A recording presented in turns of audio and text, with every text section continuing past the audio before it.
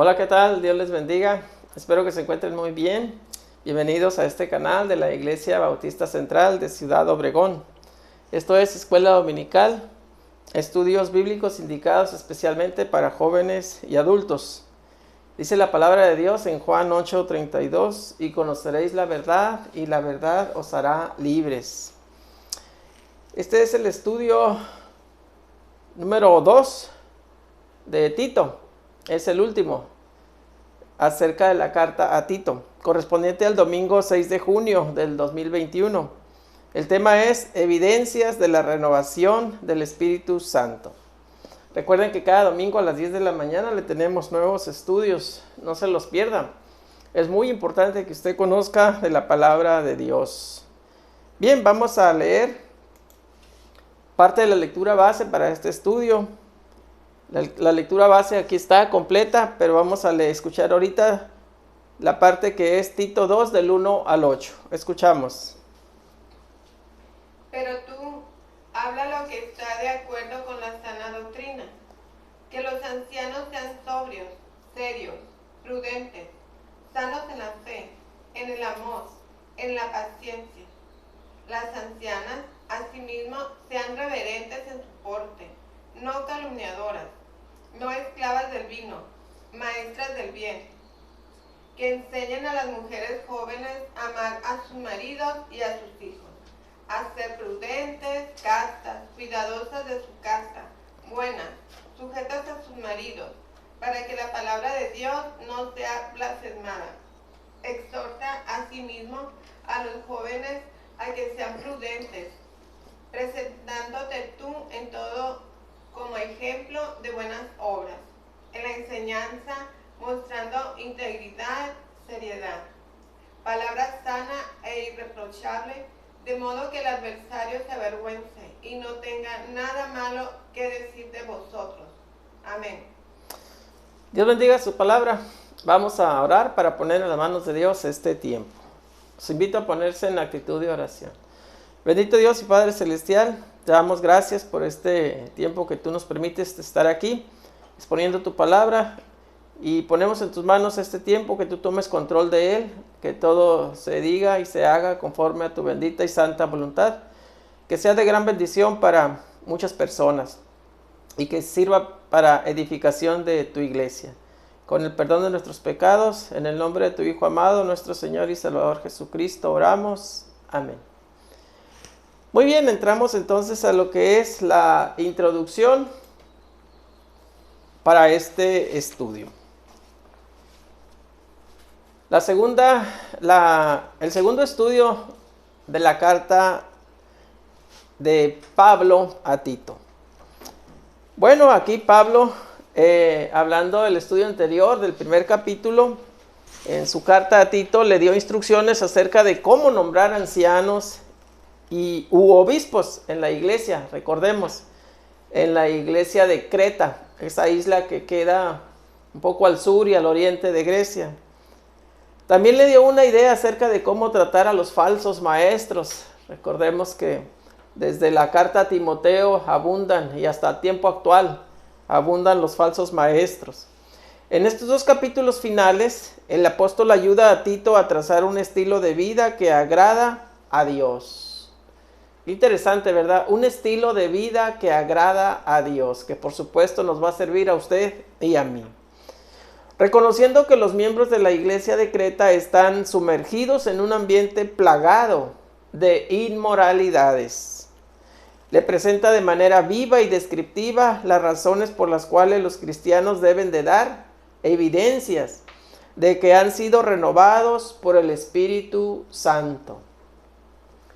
Todo hijo de Dios ha sido renovado por el Espíritu Santo desde el día en que aceptó a Cristo como Señor y Salvador de sus vidas. Bien, vamos a entrar a lo que es el análisis del texto bíblico. El tema se divide en tres, o el estudio se divide en tres subtemas. Aquí tenemos el primero, armonía entre la doctrina y estilo de vida, basado en Tito 2 del 1 al 8, que es precisamente la parte que escuchamos ahorita.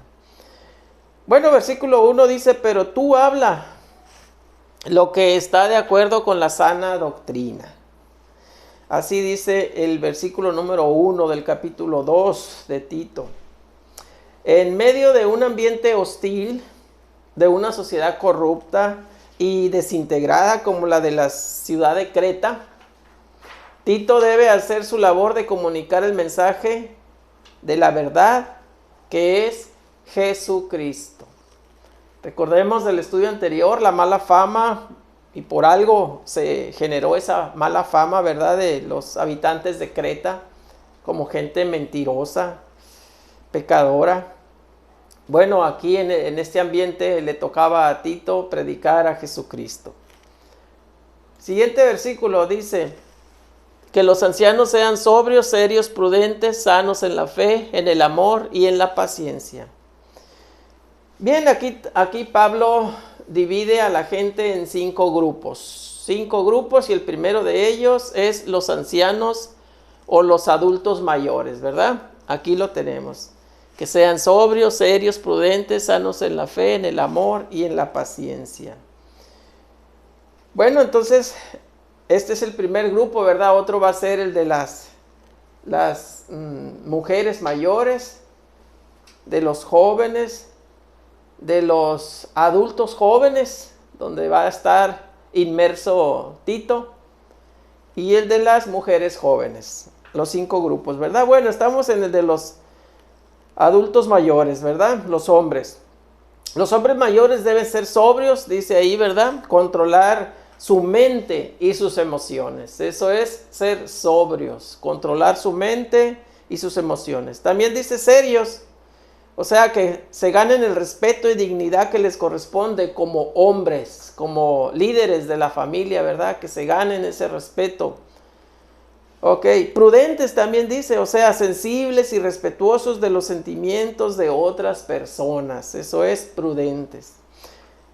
También dice sanos en la fe, en el amor y en la perseverancia. Bueno, aquí dice paciencia, ¿verdad? Pero es lo mismo. La palabra sanos es como el común denominador, ¿verdad? Sanos en la fe, sanos en el amor y sanos en la paciencia. Como común denominador de estos 3 palabras tan importantes, que es fe, amor y paciencia. Versículos 3 y 4. Dice, las ancianas, este es el segundo grupo, ¿verdad? Las ancianas o las adultas mujeres mayores. Asimismo sean reverentes en su porte, no calumniadoras, no esclavas del vino, maestras del bien. Que enseñen a las mujeres jóvenes a amar a sus maridos y a sus hijos. Una gran encomienda para las mujeres mayores, ¿verdad? Las mujeres mayores es el segundo grupo, decíamos, deben ser reverentes en conducta, como dice ahí, ¿verdad? Frente a su esposo, frente a sus hijos, frente a sus nietos. Dando el buen ejemplo, ¿verdad? Y educando con amor, con respeto. No deben ser calumniadoras, dice ahí el versículo, ¿verdad? O sea, darse cuenta de los errores de algunas personas y divulgarlos. Eso no conviene muchas veces, ¿verdad? La gran mayoría de las veces. Otro peligro es llegar a ser esclavas del vino. Esclavas del vino, pues claro, a nadie, ¿verdad? No nada más a las mujeres. Pero bueno, aquí les está diciendo Pablo a través de Tito a las mujeres mayores. Por el contrario, harían bien en usar esta nueva etapa de su vida para enseñar a otros lo bueno, como dice aquí, maestras del bien, ¿verdad? Ya que tienen experiencia de la vida y se han encontrado con Cristo aparte, son hijas de Dios. Estas mujeres mayores son las más indicadas para encaminar a las mujeres jóvenes a que amen a sus maridos y a sus hijos. Fíjese bien, la cultura de estos días, la cultura en este lugar, en esos días de Pablo y de Tito, la mujer no escogía a su esposo. No lo escogía por amor, ¿verdad? A su esposo. Su filosofía entonces, podríamos pensar que podría haber sido del sentir de la mujer al marido. Bueno, tienes mi cuerpo y mis servicios, pero jamás mi corazón y mi amor. Claro, estamos suponiendo, ¿verdad? Pero bueno, también estamos diciendo que la mujer no escogía por amor a su esposo. Bueno, así que además de aprender, de acuerdo a lo que dice Pablo, ¿verdad? Además de aprender a hacer todos los quehaceres del hogar, era recomendable aprender a amar al marido y a los hijos, ¿verdad? Muy importante.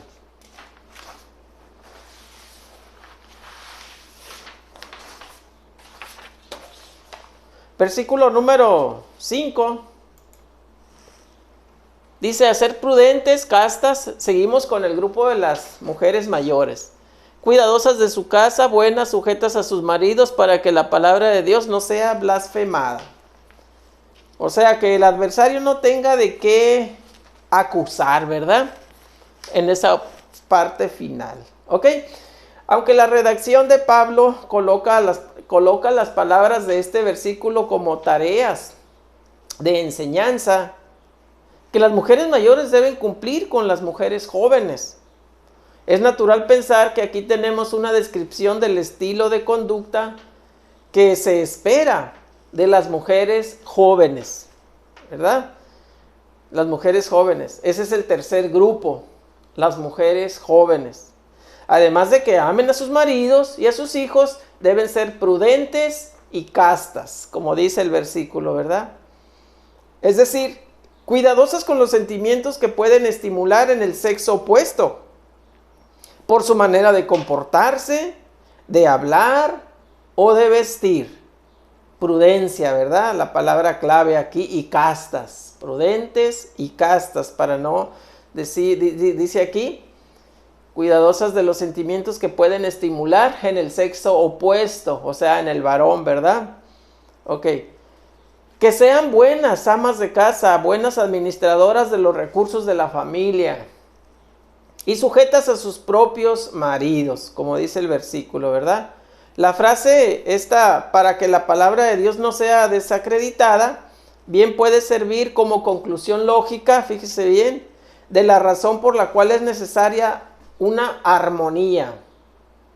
¿Una armonía entre qué? Bueno, entre la fe que profesamos y nuestra conducta diaria. Y por supuesto que esto no aplica nada más para las mujeres jóvenes, esto es para todos. Siempre debe haber una armonía entre esa fe que profesamos, los hijos de Dios, ¿verdad? Y nuestra conducta diaria. Eso es algo que se recalca o se enfatiza en muchos estudios, en muchas partes de la palabra de Dios, que haya esa armonía. Número 6. Exhorta asimismo a los jóvenes a que sean prudentes. Bueno, este es el tercer grupo, el cuarto grupo entonces, ¿verdad? Los jóvenes. Exhorta, dice. Es una palabra muy fuerte con la cual Pablo comienza sus consejos hacia los jóvenes. Exhorta a los jóvenes. Entonces, los hombres jóvenes a veces pueden ser poco sensibles a los sentimientos de los niños o de los mayores. De ahí la recomendación de que aprendan a ser prudentes estos jóvenes, ¿verdad? Que sean un poco más sensibles a los sentimientos de los infantes o de los adultos mayores, de los ancianos. Versículos 7 y 8. Dice, presentándote tú en todo como ejemplo de buenas obras, en la enseñanza mostrando integridad, seriedad, palabra sana e irreprochable, de modo que el adversario se avergüence y no tenga nada malo que decir de vosotros. Muy bien. Entonces, de manera sumamente inteligente y hábil, aquí el apóstol Pablo inserta a Tito en este grupo de los hombres jóvenes. Tito era un hombre joven, 30 y tantos años. Entonces se encuentra dentro de los hombres jóvenes. Ese detalle le da una fuerza tremenda al argumento. Lo personaliza y le dice a Tito lo que quiere decirles a todos los de su grupo, a los hombres jóvenes. Recomienda que sean ejemplo de buenas obras, ejemplo. Demuestren integridad entre la fe que profesan y la conducta cotidiana. Aquí tenemos otra vez esa armonía, ¿verdad? Como lo mencionábamos hace un momento, armonía entre la fe que profesamos y la vida cotidiana, lo que hacemos a cada momento en nuestra vida. Bueno, seriedad y palabra sana e irreprensible, dice el versículo. Bueno, aquí señalan el cuidado que debemos tener en el uso de nuestras palabras y el trato diario. Así es. Y entramos al subtema número 2, que es la manifestación de la gracia de Dios, basado en Tito 2, del 11 al 14. Y aquí tenemos el versículo 11. Dice, porque la gracia de Dios se ha manifestado para salvación a todos los hombres. La gracia de Dios. Bueno, todo este pasaje del versículo 11, que es hasta el 14, nos provee formidables razones por las cuales los creyentes debemos ser fieles a Jesucristo. Muchas razones por las cuales los creyentes debemos ser fieles a nuestro Señor Jesucristo y vivir vidas puras, limpias, honestas y sencillas en la sociedad en la cual vivimos. Otra manera de enfocar este pasaje es respondiendo a la pregunta, fíjese bien, respondiendo a la pregunta, ¿cómo opera, actúa o se manifiesta la gracia de Dios en mi vida? Todos los hijos de Dios tenemos la gracia de Dios. Él nos dio por gracia esta salvación tan grande que nosotros o nadie, ninguna persona por sí misma la puede obtener. Fuimos salvos por gracia. Entonces, ¿cómo opera, actúa o se manifiesta esa gracia de Dios en mi vida? Sin duda una muy buena pregunta para reflexionar, ¿verdad? Así es. Versículo 12. Dice, enseñándonos que renunciando a la impiedad y a los deseos mundanos, vivamos en este siglo sobria, justa y piadosamente. Ok. Entonces, tan pronto como la gracia de Dios nos salva, a usted y a mí, nos enseña a vivir de manera prudente, justa y piadosa. Fíjese bien. Tan pronto como recibimos ese regalo, entonces también Dios nos enseña a vivir de una manera prudente, justa y piadosa. Aquí se nos mencionan los primeros pasos de la vida de un nuevo creyente. Lo primero que debe dejar es la impiedad. La impiedad. Dejar de pensar en cosas malas. Y lo segundo, renuncia a las pasiones mundanas. Las pasiones mundanas, generalmente vinculadas con las pasiones sexuales fuera del matrimonio. Versículo 13. Aguardando la esperanza bienaventurada y la manifestación gloriosa de nuestro gran Dios y Salvador Jesucristo. Se continúa del mensaje que trae el versículo 12, ¿verdad? Aquí nos habla de una esperanza muy bonita. La manifestación del gran Dios y Salvador, nuestro Señor Jesucristo, su segunda venida, ¿verdad? Que está prometida, pero en todas las áreas de nuestra vida ya debemos de vivir con esa esperanza. Recordemos, nosotros ya no pertenecemos a este mundo, sino somos como embajadores del reino celestial en este mundo. Entonces, la manifestación del gran Dios y Salvador nuestro Señor Jesucristo, ¿verdad? En todas las áreas de nuestra vida, decíamos, esta esperanza no es la expectación de un evento que ciertamente ocurrirá en la segunda venida de Cristo. No nada más se refiere a eso. Por supuesto, estamos seguros que va a suceder eso también, ¿verdad? Pero, fíjese bien, lo importante que debemos aplicar ahorita en nuestra vida. La acción diaria. Repito, la acción diaria, constante de la obra limpiadora, restauradora, perdonadora del poder de Cristo en nosotros. La acción diaria, día con día, el diario vivir, ¿verdad? ¿Qué produce en nosotros esa gracia de nuestro Dios? En nosotros esa gracia salvadora, bueno, se tiene que manifestar en un modo de vida como la que estamos hablando, ¿verdad? en este estudio. Versículo 14. Quien se dio a sí mismo, habla de Cristo, ¿verdad? Cristo, quien se dio a sí mismo por nosotros para redimirnos de toda iniquidad y purificar para sí un pueblo propio, celoso de buenas obras. Bueno, Pablo dice que esa fue la razón por la cual Cristo murió por nosotros en la cruz. Esa acción se expresa en dos hechos. Primero, para redimirnos, ¿verdad? Cristo murió por nosotros para redimirnos, para salvarnos. Esto es librarnos de la cautividad del pecado. Nosotros estábamos cautivos, presos, amarrados, ¿verdad? Fuertemente por la consecuencia del pecado, condenados, en una palabra, ¿verdad? Más certera, condenados estábamos nosotros. Entonces por eso murió Cristo, para liberarnos de esas cadenas del pecado. Y número 2, para integrarnos a su propio pueblo, habiéndonos purificado para que ahora podamos agradarle con nuestras buenas obras. Bueno, entonces Dios, con la gracia salvadora que nos dio, nos integró a su pueblo. Antes éramos criaturas de Dios, y después pasamos a ser hijos de Dios y coherederos, ¿verdad? Dice la palabra, del reino celestial. Bonita esperanza, bonita promesa que tenemos de nuestro Dios. Muy bien. Y el tema número 3, el subtema 3 dice: evidencias de la renovación del Espíritu, del Espíritu Santo, basado en Tito 3, del 3 al 7. Y aquí tenemos el versículo 3. Porque nosotros también éramos en otro tiempo insensatos, rebeldes, extraviados, esclavos de concupiscencias y deleites diversos, viviendo en malicia y envidia, aborrecibles y aborreciéndonos unos a otros.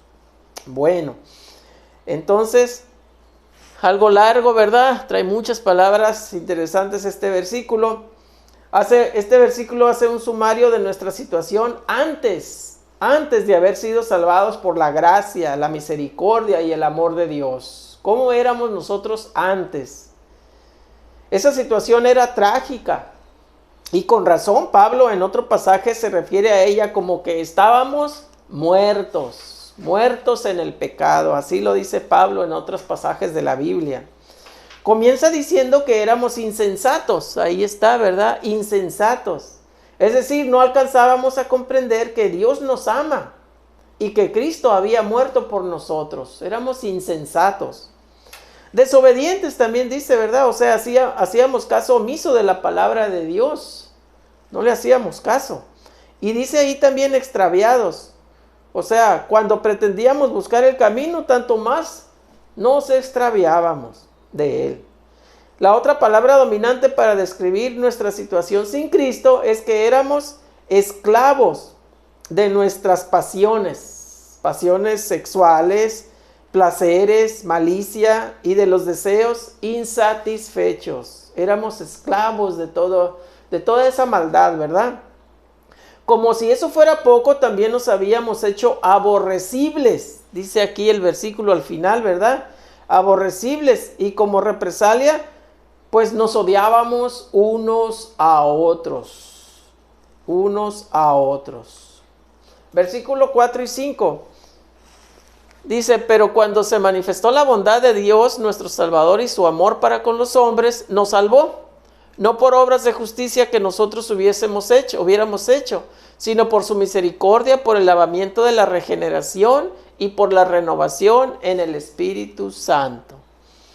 Por su misericordia, dices, nosotros somos salvos, no por obras que el hombre pueda hacer para ser salvo. No, eso no, ningún hombre lo puede hacer, salvarse por sus obras, no.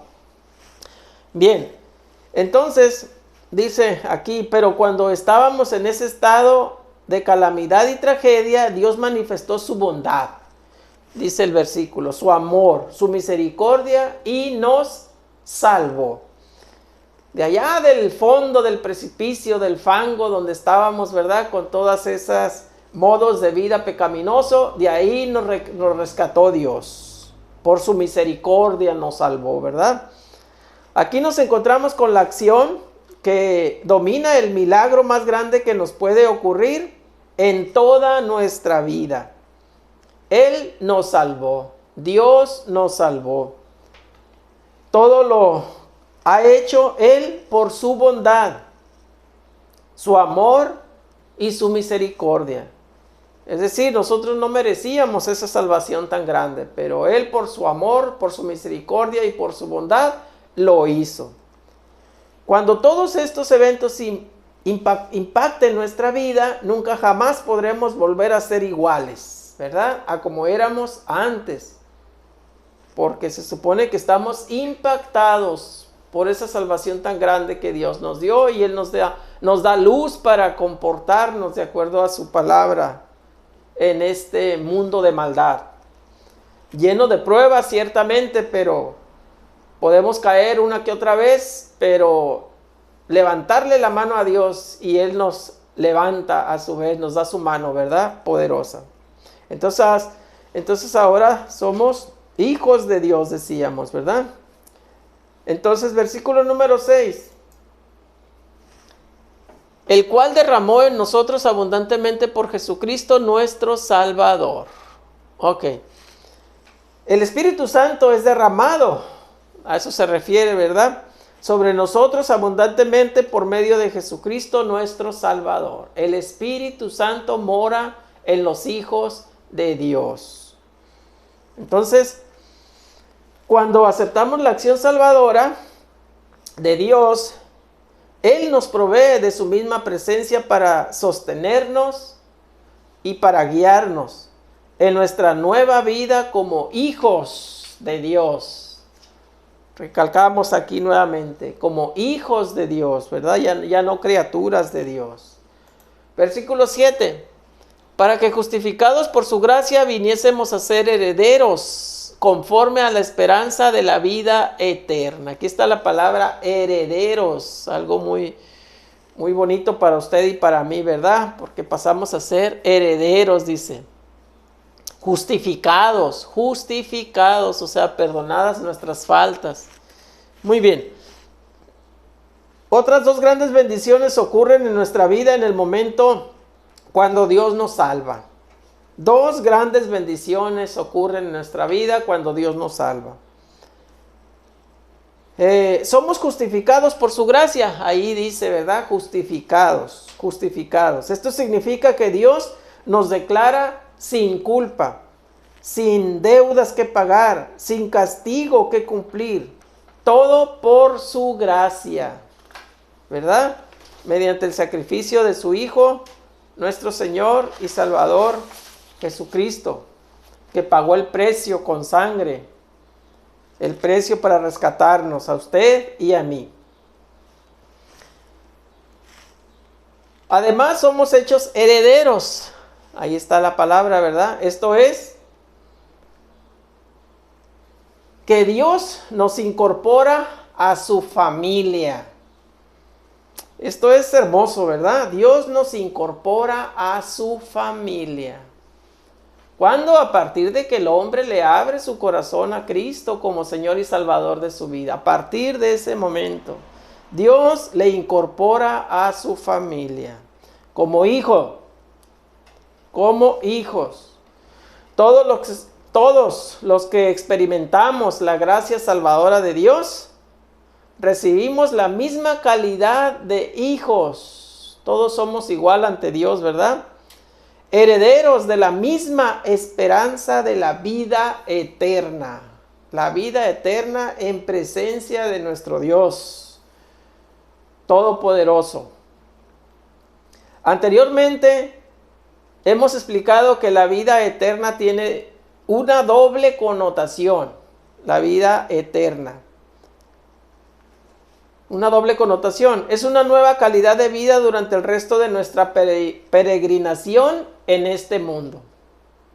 Es decir, podemos decir también que la vida eterna para el Hijo de Dios empieza en este mundo desde que acepta a Cristo como su Señor y Salvador. Ahí ya empieza la vida eterna, ¿verdad? En la presencia de nuestro Dios.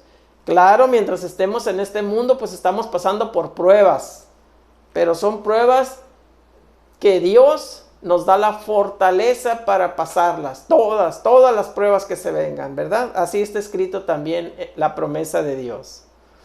Entonces, esa es una connotación, ¿verdad? De la esperanza de la vida eterna, de esta esperanza de vida eterna, que empieza desde que estamos en este mundo, desde que le abrimos las puertas de nuestro corazón a Jesucristo como Señor y Salvador de nuestra vida. Y por otro lado, es una vida constante e ilimitada en la presencia de aquel que tuvo por nosotros tanta gracia, tanto amor y tanta misericordia. Entonces podremos decir todos los hijos de Dios, gracias Señor Jesús por haberme salvado. Amén, ¿verdad?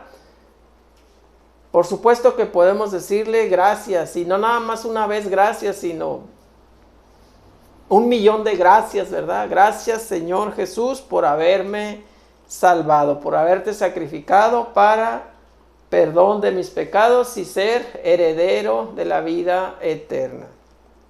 Ser salvo, ¿verdad? Muy bien. Pues si usted ya le ha abierto las puertas de su corazón a Cristo, pues todo este mensaje es para usted, ¿verdad? 100%. Pero si usted que nos ve todavía no se considera hijo de Dios, es decir, que no ha hecho esa profesión de fe de abrirle su corazón, las puertas de su corazón a Cristo para que entre como Señor y Salvador de su alma, de su vida, pues quiero decirle que esta es la oportunidad. Esta es una oportunidad grandísima que tiene. Tal vez mañana sea demasiado tarde, no lo deje pasar. Solamente tiene que declarar a Dios con un corazón sincero que es pecador y que se arrepiente de esos pecados. Y que Dios le perdone de esos pecados. Y Dios lo hará, ¿verdad? Y ábrale las puertas de su corazón a Cristo para que entre como Señor y Salvador de su vida, de su alma. Y eso es todo, ¿verdad? Enseguida, bueno, nada más es tratar de vivir en la voluntad de Dios. ¿Y dónde está la voluntad de Dios? En su palabra, en la Biblia. Sin duda, si hace esto con un corazón sincero, esto último que le he dicho, Dios se encargará de guiarlo, de orientarlo. No lo deje para después, porque decía, después puede ser demasiado tarde. Nadie sabemos hasta dónde Dios nos tiene limitada nuestra presencia aquí en este mundo, en la tierra. Aquí abajo, en la descripción del video, le dejamos un enlace para explicarle, donde se le explica con más detalle esto último que le hemos dicho. Consúltelo y atiéndalo. Muy importante para su vida eterna. Gracias por haber estado con nosotros. Le invitamos a seguir en contacto por este mismo medio el próximo domingo a las 10 de la mañana. Le tendremos un nuevo estudio de la palabra de Dios. Suscríbase si no lo ha hecho, comparta y dele like. Todo esto ayuda para que más personas puedan conocer de la palabra de Dios por este medio. Bien, vamos a orar para así quedar despedidos. Nos ponemos en actitud de oración. Amantísimo Dios y Padre Celestial, te damos gracias, Señor, por esta tu palabra que ha sido expuesta. Te pedimos que pueda seguir llegando a muchos corazones necesitados, que siga sirviendo para la edificación de tu iglesia. Gracias porque tú permites que sucedan estas cosas, porque en tus manos ponemos siempre todos nuestros asuntos, grandes, pequeños y medianos, y nos ponemos en tus manos como siervos tuyos, mi Dios, para exponer tu palabra en este caso.